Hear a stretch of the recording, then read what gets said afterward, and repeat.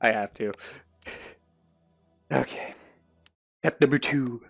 And I'm sweating. It's working. Alright, so 10 or 20 years after Char's counterattack, there's apparently this MacGuffin known as the Laplace's blocks that could destroy the Federation. So, Anaheim Corporation, or I don't think it's Anaheim, but someone, Big Space Daddy Moneybucks, is like, yo, we'll give you the key to it as a deterrent. Meanwhile, there's a class going on in that colony, and our protagonist manager, yes, I know that's his name, it's weird, is able to see a girl fall from the sky, which is technically the roof, which is technically the ground because it's a colony and it's circular.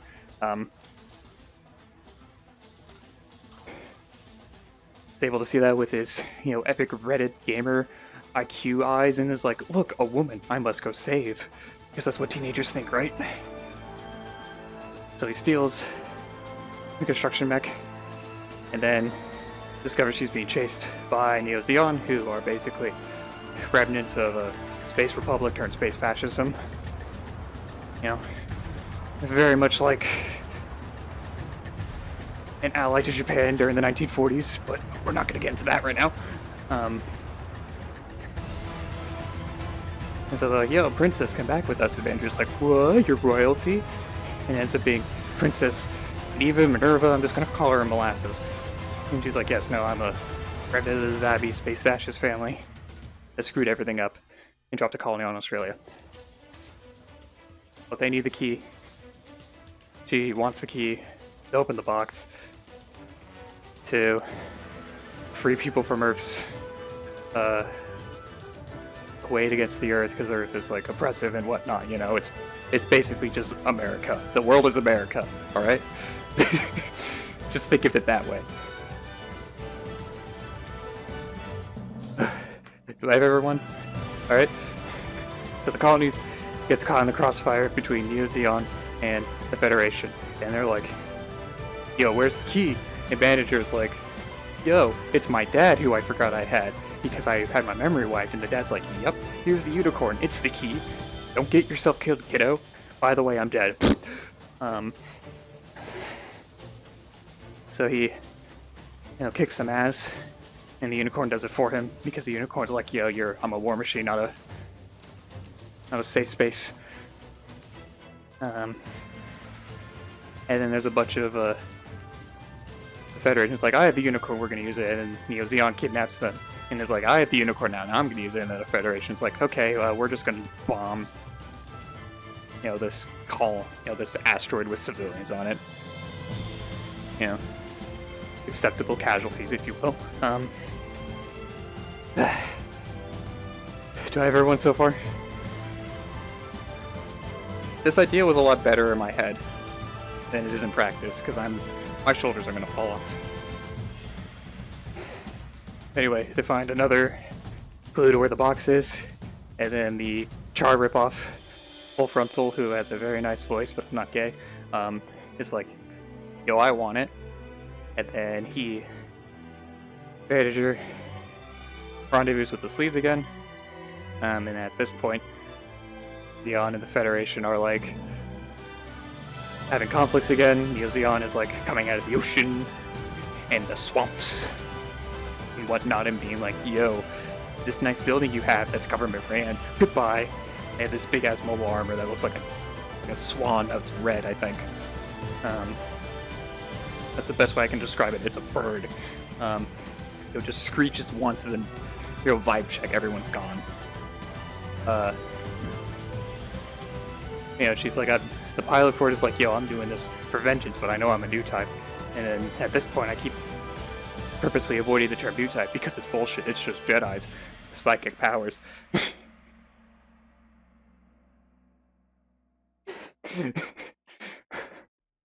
What's gayer, Gundam or JoJo? JoJo.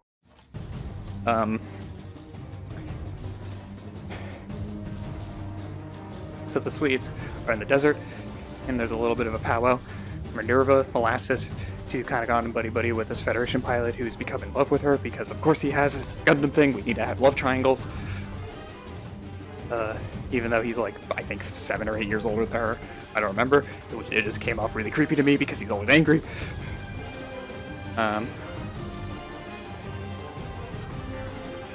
They also...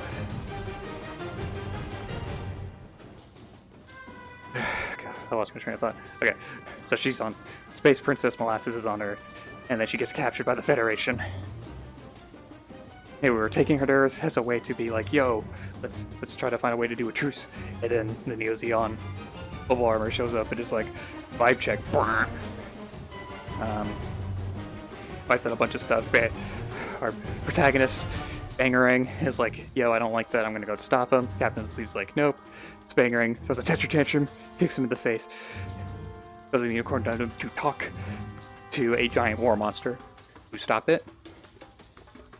And of course she freaks out. There's a bunch of new type bullshit, which, you know, pretty psychic light stuff.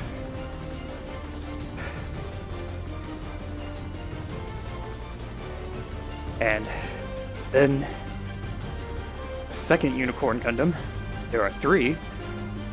The third one doesn't show up in the show, and she shows up, and it's with one of the Sleeves' Cyber new types, Redhead, who I can't remember her name, but she was a cool character. She's been brainwashed or reprogrammed because she's a Cyber new type by the Federation. And so the Federation's like, yo, you're going back to space and finding this thing for us, and bang. And Boomerang is like, no, I don't want to. And they're like, you're going to do it because we're the government. And then the Sleeves, as well as the good Federation ship he was on to begin with when his colony fell down, was under siege, shows up and is like, yo, we're not mean like the rest of the Federation. We'll help you guys out. And they pull space shuttle that's falling out of orbit with the mechs, and then it goes all rainbowy with the power of friendship. And then it becomes finding the thing. Now remember that one dude I said, oh, this song's great. One dude I said who was kind of creepy and in love with what I thought was a 14-year-old. Yeah, no. So he's now piloting the Banshee because I guess he's a new type. And it's like, I'm gonna go kill Bangerang. You know, Baguette has breathed his last. They have a discussion with Full Frontal, the Triasionable ripoff. It's a bunch of politics I can't remember, but essentially like, here's what could happen. The Republic of Zeon doesn't work, it fails, we all die at the end. But they go and find the box anyway.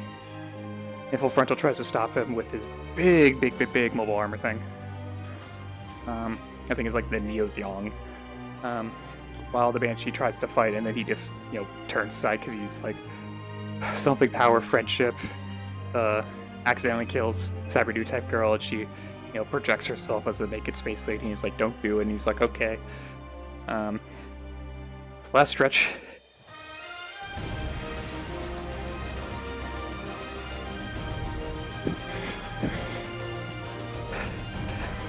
So they find it was back at the old colony, and Boomerang's dad's old mansion. They find what is essentially his great-grandfather, who was a terrorist that blew up the first Federation installation, which had the thing that's in Laplace's box, which is a placard that is like, yo, if at any point humans seem to have evolved past the point of what we consider human, they are to govern themselves in space. And they're like, oh, okay, so they reveal to the world. And the Federation's like, oh, there's a big-ass colony. I forgot about that. They're going to fire a colony laser. And they're able to stop that with time travel. Yes, there's time travel. The Neo Zeon, the Gundam Unicorn, is able to do time travel. And they go back and forward in time. And it's like, new types are above us all, and yada yada yada. The Force may be with you, and also with you, and all that other hippity hoopla. So you might be wondering, we made this far, why I'm doing this. Well, there was a group build for the model kits, which I care more about than the show, but the music's great. We were going to do I was going to participate in the Unicorn group build, but my Unicorn got delayed in shipping. This is the closest thing I can do. So to sum it all up, Bangerang helps reveal that the Federation was supposed to have been like, yeah, no, Space Noise can govern themselves. And that's it. Woo! Let's go! I did it! I'm sorry, I need to fix the bot. Look, okay, I had to go through chat. Thank you for joining me on that. I hope that's the only time I have to record that. Please tell me it was recording. It was recording. Yes, let's go. Okay.